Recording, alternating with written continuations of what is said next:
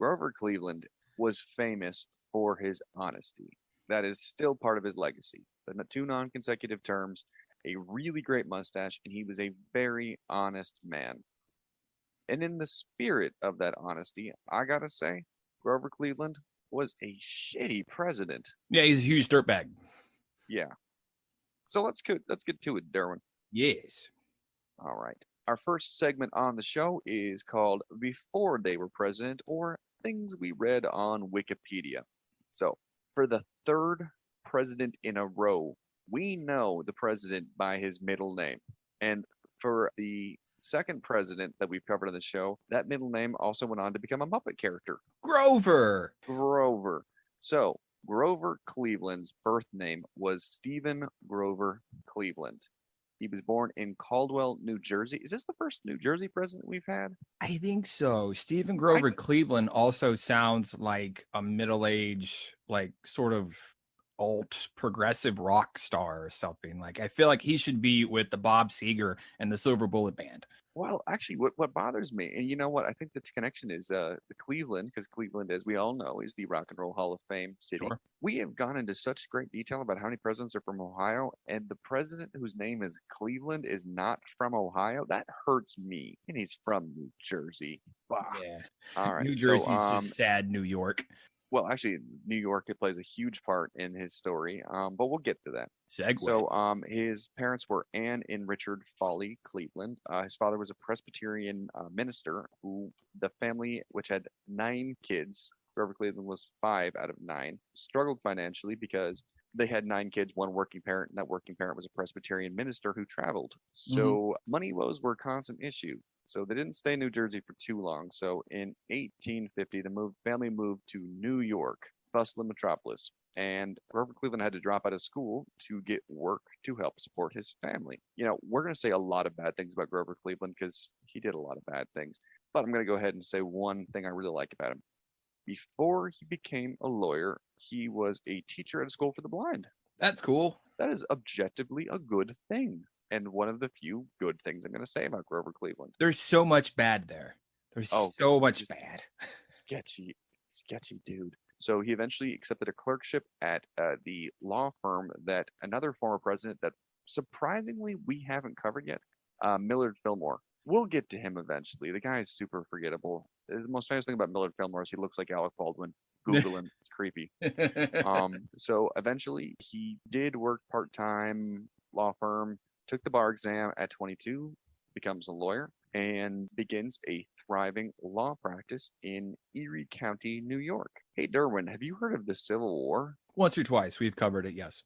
It's a little blip in American history. Now we've covered a lot of people that have been involved in the Civil War, to include most famously Ulysses S. Grant. He's kind of important. Grover Cleveland did not participate in the Civil War despite being drafted. Oh. Well, there was a law back in the day. Boy, does this say something about how great it is to be rich in America. Yeah. Where you could hire someone to take your place if you got drafted.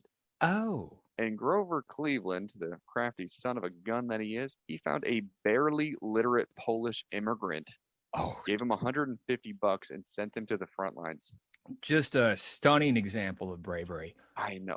Who else would you want as commander-in-chief than someone who drafts the Dodge by sending an illiterate Polish immigrant to do your job? You know, it's funny. So in the later days of the Roman Empire, I know this has got nothing to do with Rome, but bring it.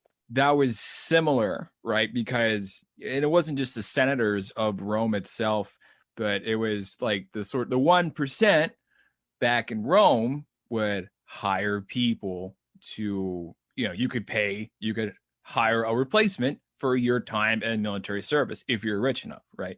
If you were, a peasant, you just got to go conquer Spain, I guess. I don't know. So not quite a war hero. No. But he was able to use that time during the Civil War to continue to advance his political career. So in 1873, he was elected the sheriff of Erie County. And according to legend, he actually executed 2 people. It was a hangman, right? His nickname was the Hangman of Buffalo. Ooh, Admittedly, he only hung 2 people, and the that's a rule was lot that of the sheriff people. had to hang people or get fined $10. And it's like, yo, $10 in 19th century money, like that's not growing on trees. I got a 20 on my desk right now. Like, You don't have to execute 2 people today. that's true.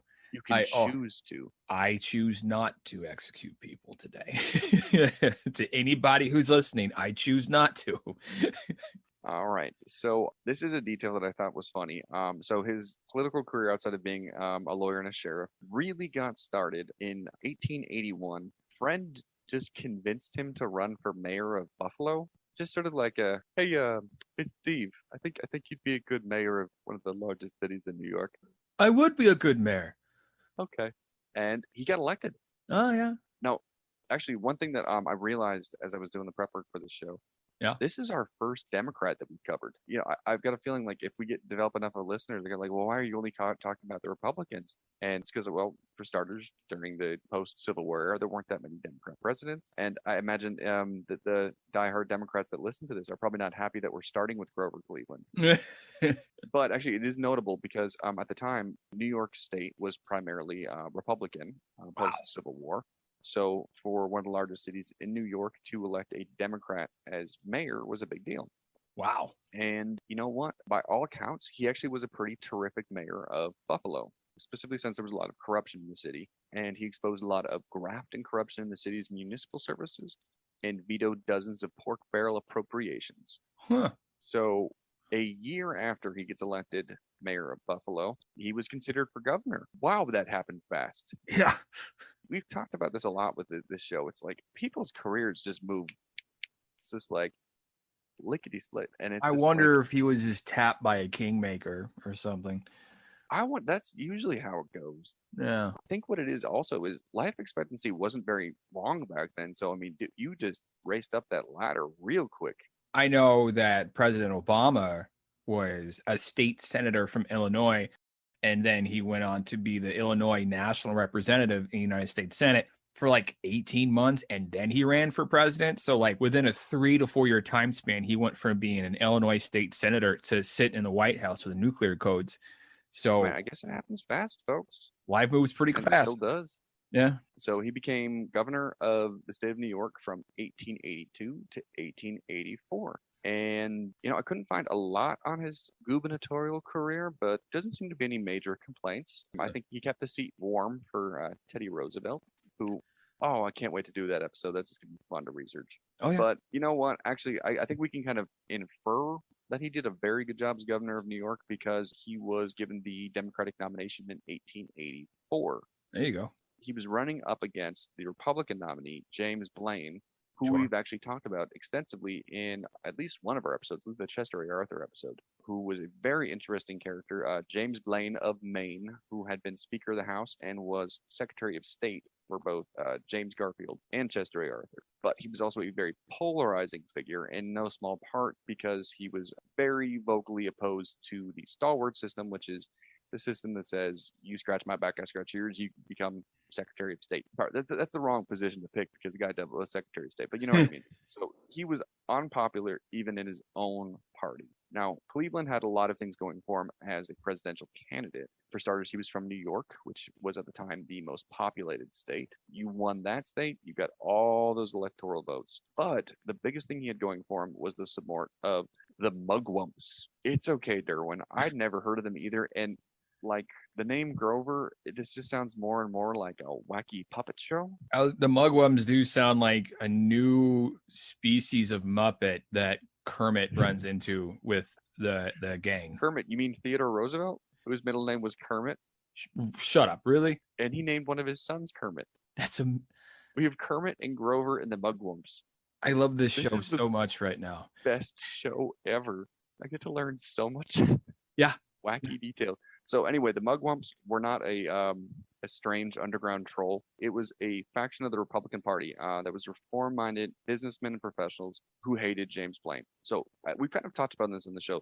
The Republican Party was largely taking shape after it had already jumped out of the plane. mixed metaphor. You know what I mean? Grover Cleveland had the support of the Democrats. He was the Democratic nominee, but he also had the support of Republicans who thought that he was more like-minded. And Grover Cleveland ran on a campaign of honesty, efficiency, and not being James Blaine. Now, we're going to talk about how the Republicans hit him where it hurt, or at least they tried. There was a fair amount of scandal already plaguing this guy. Now, we've talked about the fact that he was a draft dodger. That Yeah. is objectively true. He just did it in a monetary way. His reputation as an executioner. I mean, do you want an executioner as your president? I mean, kind of. When I phrase it like that, it makes it sound cool. Yeah. But there was also another scandal that was a little harder to spin into something cool. So there was a rumor that Grover Cleveland had fathered a child out of wedlock, and when confronted about it, Grover Cleveland, whose whole thing was honesty, said, possibly. Now, to get a little bit into details about that situation. Do it. So, the mother of that child that possibly was Grover Cleveland's was a woman named Maria Halpin, and the name of that child was Oscar Folsom Cleveland.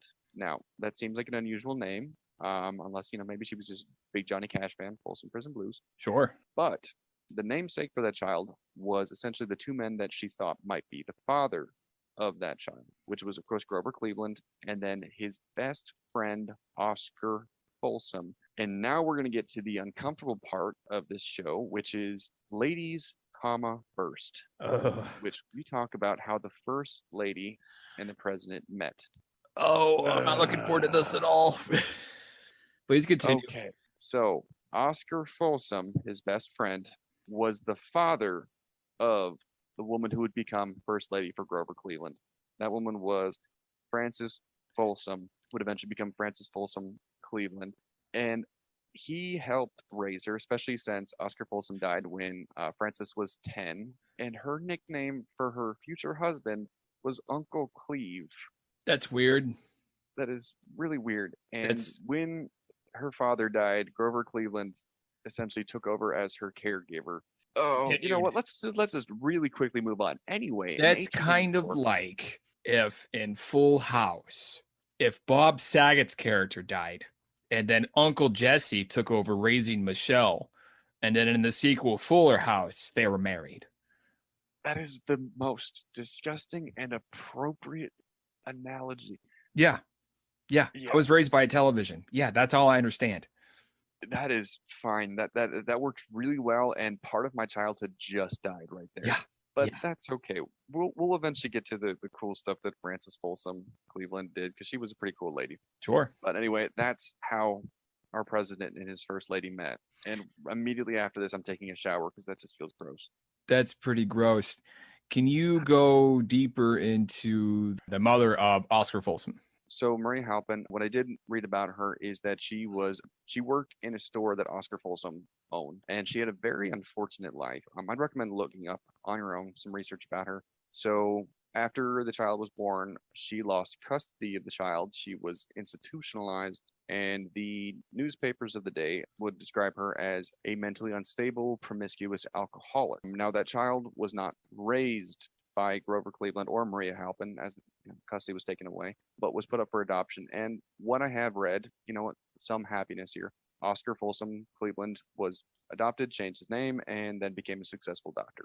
Now, it is worth noting, because whatever, we already got to the creepy part. If, in fact, Oscar Folsom's father was Oscar Folsom, that would mean that that child was Frances's half-brother, but he also may have been. She married the father of her half-brother. Essentially, but not quite. Thanksgiving was going to be weird regardless. It's for the best that he changed his name and just kind of distanced Became himself. a successful gynecologist and just did his own thing. Didn't have a whole lot to do with the family. That's good. So it sounds like the mom was kind of mistreated in a lot of ways. Do you want to go into that at all, or? I mean, I haven't done enough. Like there's a book about her. So like I said, I've not read it, but I recommend checking it out. Another unfortunate woman who probably deserves a little more of a platform. But we'll move on to the election. Sure. Because this is the dead president society, and we have not yet gotten to the point when Grover Cleveland became president. Sure. 1884 election, he wins by a tiny margin. All right, so from what I read, it was between 1,200 votes in the state of New York, his own home state.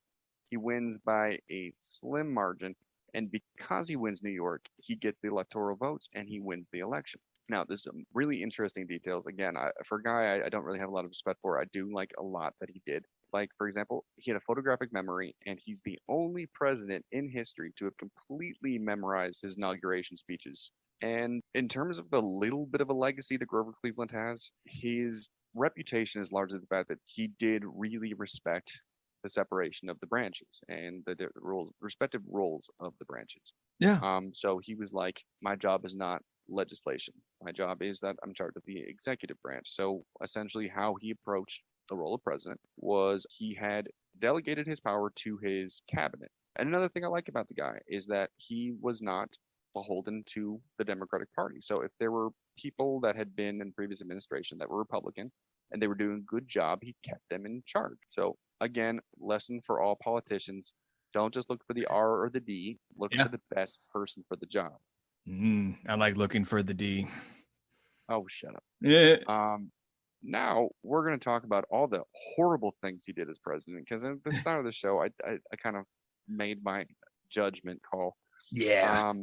So his reputation, he was responsible for more vetoes than any president until FDR. And if we need to remind you, FDR was elected president 4 times. So he kind of had that leg up. Among those vetoes is that he turned away hundreds of veterans' pensions because he thought they were fraudulent. Okay, that one a little gray. Let's see. He agreed with white Southerners in the reluctance to treat African Americans as equals. He opposed school integration. Be safe to say he just opposed integration, period. I mean, it could have also just been that he didn't want to piss off his base because he did win because of the South and New York. I mean, the guy's kind of a dirtbag, though, so, I get it. Yeah. He opposed efforts to protect the suffrage of African Americans. And then we get to the craziest one, and the one, if you listen to our Chester A. Arthur episode, and if you followed the news about like rising hate crimes in against the Asian American community, one thing that keeps coming up is, well, Chester A. Arthur was the president who signed the Chinese Exclusion Act, and Chester A. Arthur had been president right before Grover Cleveland. In the episode, I think we did a pretty good job of pointing out that Chester A. Arthur actually vetoed the first Chinese Exclusion Act. Just be like, no. But then the House of Senate said, listen, one of two things is going to happen. We can either make this shorter, because initially the Chinese Exclusion Act was for 20 years. And they said, well, we'll cut it down to 10, or we'll wait until the next president and then push for 20. So Chester A. Arthur signed that law. Now, from what I read, Grover Cleveland was sympathetic because there was a rise in hate crimes against Asian Americans in the West Coast, where there was a large Asian American population. But he also signed into law the Scott Act, which is the creepiest law I've covered on this show. Please so do. The Scott Act said that if Chinese Americans went back to China, like on vacation, see grandma, grandpa, Sure, they couldn't come back to the country that they live in. That's not good. That is so, like, Chinese Exclusion Act is bad, but you're a Chinese American. You live here. This is your country. This is your nationality. Wow. But if you go home on vacation to China, get comfy. He signed into law the Dawes Act, which empowered the president to revert surplus space on reservations to the public domain. Like Native American reservations? Yes. So essentially what that law means is that because of President Grant, we established reservations for the indigenous population, and this was after years and years and years of taking land. It's like, all right, well, here's land set aside for you. The Dawes Act said, of that land we set aside for you, are you using these acres? Because they're ours now. Wow. How evil do you have to be? It's like insane. You've already overwhelmingly won, right? It's clear. And then like more. Yeah, you just like you've already won. The person's on the ground, and then you just kick him again. That's bad. And then the last item we've got is, now when it came to women's suffrage, sure, he neither opposed nor favored it. So, when you want to win, don't pick a side. So with all of this in mind, you're probably wondering, how it went that he served 2 non-consecutive terms. Well, as everything described, he had a lot of enemies because he was screwing over a lot of people. Sure. So eventually, the election of 1888 happens, and our buddy Benjamin Harrison wins. And if you want to know how Benjamin Harrison's presidency went, listen to the episode we did on Benjamin Harrison. And so then there was 4 years without Grover Cleveland as president, and things were kind of getting messy with the Republican Party. Sure. And people were like, you know what, maybe we should try Democrats again. So in 1892, a lot of factors went into Grover Cleveland getting reelected. I'm actually like shocked that the Democratic Party was like, hey, you know that guy who just lost? Let's get him back. Yeah. Like, Grover Cleveland didn't even win New York in 1888. Well, there is a letter that he wrote to someone before he went a second time. That was something like, he said, listen, whatever you do, don't run for president. It's a terrible idea. Like, he wasn't a fan of the experience. Is anyone? It's a terrible job. It's definitely not for the money. I've seen what presidents get paid. You get more as a social media influencer. I mean, yeah, that's true. So in 1892, a lot of factors went into Grover Cleveland getting elected president. So for starters, the Republican Party were in support of the temperance movement, which would eventually become prohibition. And I did enjoy the little detail that I kept reading, which is that it was alienating the Irish and German immigrants in the country. As an Irish American, you know, I get it. If there's a party saying we're eventually going to ban all alcohol, like, what did I move to this country? How am I supposed to get through the day, Pete? Exactly. This is the 19th century. Life was hard, man. There was also a rise in the Populist Party, which wound up getting 8% of the vote, which wound up splitting things different ways. And then there's Jim Crow laws, which made it difficult for blacks to vote in the South. Sure. And the belief was that they would have voted Republican. And as a result, the South again went overwhelmingly Democrat. And there was just enough of a boost for Grover Cleveland to get elected for a second term. Sounds like he got lucky. And well, that luck ran out real fast because Grover Cleveland, like another president we've covered on the show, Herbert Hoover, took office again and immediately inherited a depression. Oh no. And the thing is, we've covered a lot of like economic crises on this show, but what I didn't know was that the crisis of 1893 was comparable to the Great Depression. Really? At its peak in 1894, nearly 18% of the working population of America was unemployed. So I don't know why Grover Cleveland is like, poor Herbert Hoover is like history's greatest monster, but Grover Cleveland, who was handed the same rough deal, it's like, whatever. Monster might not be the right term, but like a turd, like I like that works. Like turd, like, you know, Hitler was a monster. Grover Cleveland's a turd. Like, if that's the spectrum of monster. Herbert Hoover's Indiana Jones. Oh yeah. Hashtag Hoover forever. Yes.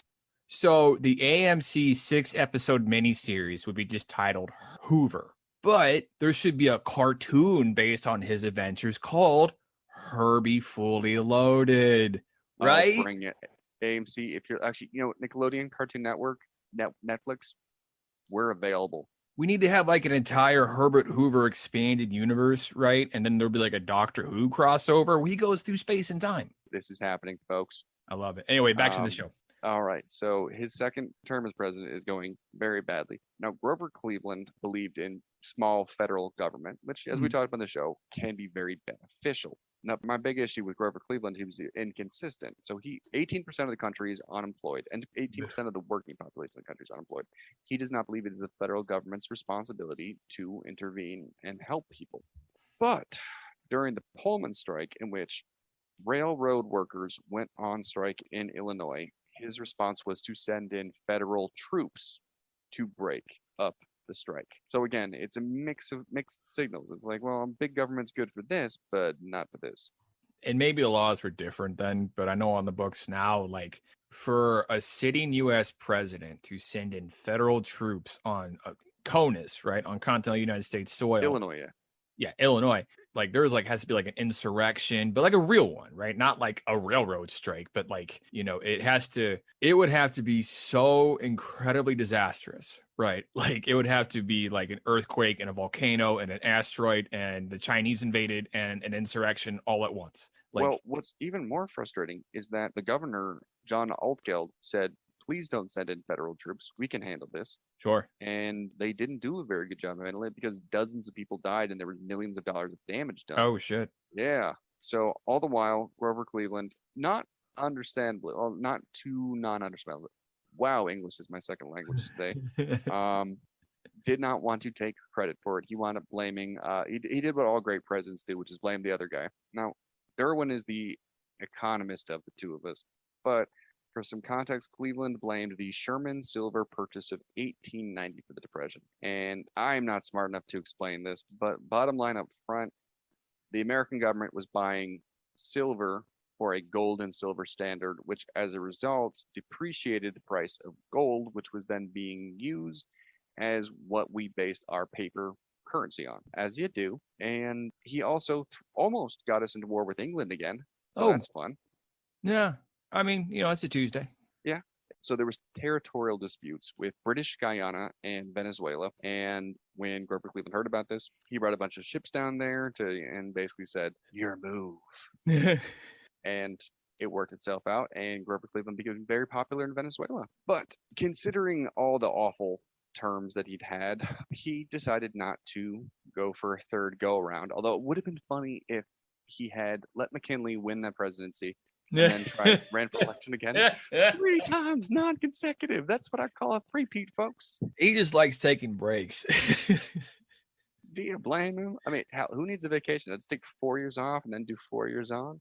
I mean, and I think presidents because they signed in a law that since Grant was so impoverished at the end, he had to write his memoirs to support his wife. And so after Grant signed in the law to have a pension for U.S. presidents, because you wouldn't want President Bush to be impoverished or President Obama or whoever, right? Because that's so that way the men that led our country are taken care of, much like a soldier after 20 years of service, right? So, well, we kind of tiptoed around this mostly because it was super uncomfortable, but a couple firsts for Grover Cleveland that do pertain to his first lady. Actually, one of the few good things that happened during his first term as president is that he became the first president to get married in office. First 2 years of his presidency, his sister was acting as first lady, so she did all the hostess details. Sure. And then he became the first president to get married in office to Frances Folsom,